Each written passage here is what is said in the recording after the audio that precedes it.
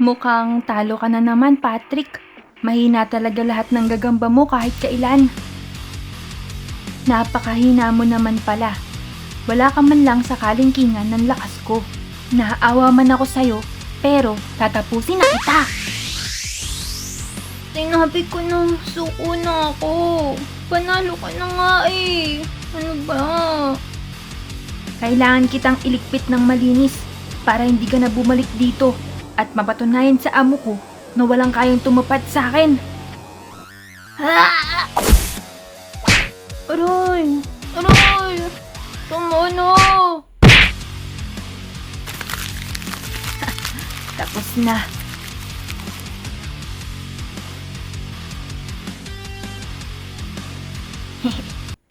Paano ba yan? Panglimang gagamba mo na yan. Wala pa rin nakakatalo sa mga gagamba ko.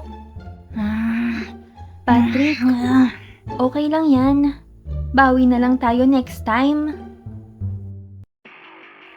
Babalik ako, Bontong. At sisiguraduhin ko na sa pagbabalik ko, gagamba ko na ang maghahari. Maghanda ka. Dahil sisiguraduhin kong hindi ito basta laban lang. Ito ang magiging pinakamalupit na sagupaan ng gagamba. Kaya asahan mo, sa pagharap nating muli, wala nang atrasan. Sige, aantayin kita. Siguraduhin mo lang na hindi ka puro yabang at bumalik ka dito na dala na ang gagambang sinasabi mo. Dahil kung hindi, kalimutan mo nang lumaban muli. Dahil wala kang panama sa akin sa paghahanap ng pinakamalupit na gagamba.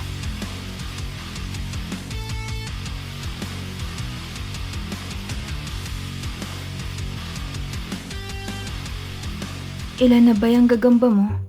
Bakit kailangan pa natin maghanap? Oo nga, Patrick. Hindi pa ba yan sapat?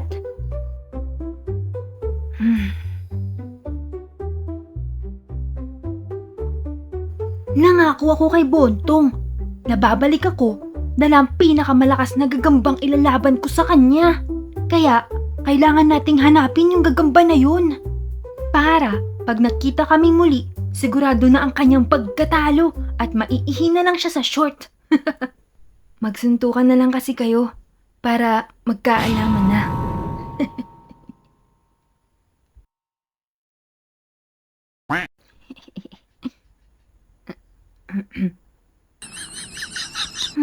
Naalala ko, may sinabi sa akin si Lolo kagabi. Tungkol sa gagambang hindi natatalo. Ang sabi niya, Apo, ang pag-ibig ay parang utot. Napakahirap itago. Po? Lolo, ang baho! Hindi yun. Apo, kung gusto mo talagang matulungan ang kaibigan mo na hindi na matalo sa labanan ng gagamba, ay hanapin niyo si Haring Itim. Ang gagambang hindi nasusugatan, hindi natatakot, at hindi natatalo. Oo, hindi pa siya natalo kahit kailan. Meron ba nun? Imbento yata yung lolo mo eh. Baka. Tapos, ang sabi pa niya, para makita mo daw si Haring Itim, dapat karapat-dapat ka sa kanya. Ano kaya yun? Parang may sumusunod.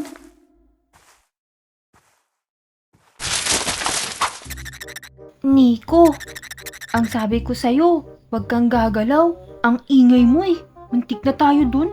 Eh, kasi naman, ang katinanda mo eh. Bakit ba kasi tayo nagtatago? Shh! Sigurado ko. Narinig ko sila. Nag-uusap kanina. Sabi nila, meron daw dito malupit na gagamba. Sobrang laki. Tapos, hindi pa natatalo. Eh, baka di natatalo kasi di naman lumalaban. Pero, teka. Paano naman natin sila uunahan? Eh, nauuna na nga sila maglakad sa atin. Hindi sila mauuna. Dahil pag nakita natin na malapit na sila dun sa gagamba, eh, gagawa tayo ng eksena.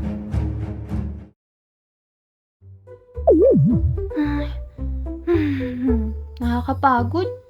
Inabot na kami ng gabi sa paghahanap kay Haring Itim. Nasaan na nga ba sila Jeric? Para makauwi na kami. Teka, ano yun? Shining, shimmering spider? Huwag kang mangangagat. Sally, ikaw ang chosen one ni Haring Itim. Yes. Huh?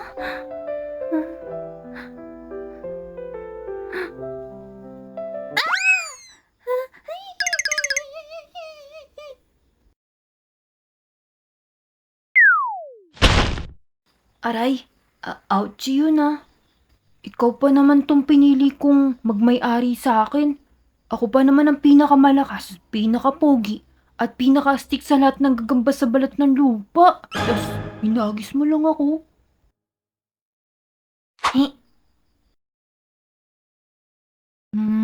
Di ako papayag na isang batang babae lang ang magmay-ari sa isang legendary gagamba. Dapat mapasakin yun dahil ako ang pinakakarapat dapat at pinakamagaling sa lahat. Teka, yun na ba talaga yung gagambang sinasabi nila? Parang mahina naman. Porkit ba akong Mickey nang yun na yun?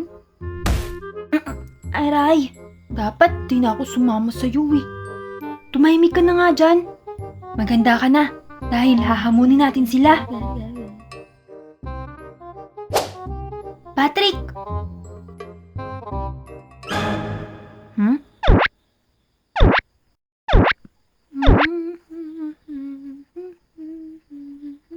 Sige, dyan. Sige lang, dyan lang, dyan. Sige, tama yan, tama. Anong ginagawa nyo? Bakit ginawa nyong pet yung gagamba? Hoy, Bontong! Anong ginagawa mo dito? Sinusundan mo kami, no?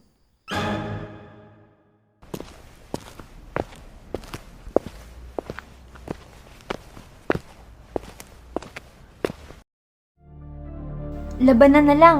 Kung sino mananalo, sa kanya si Haring Itim. O sige, game ako.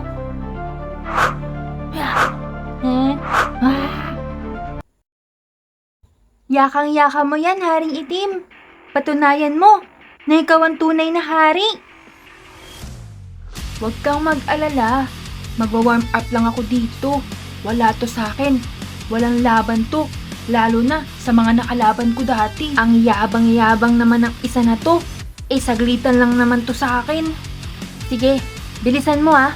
Talunin mo na yan para mapahiya sila. Malaki ka lang, pero mukha kang mahina at mabagal. Kaparehas ka lang ng mga naunang inilaban nila sa akin. Ano? Sige na, ang bagal mo talaga. Oh, mabagal?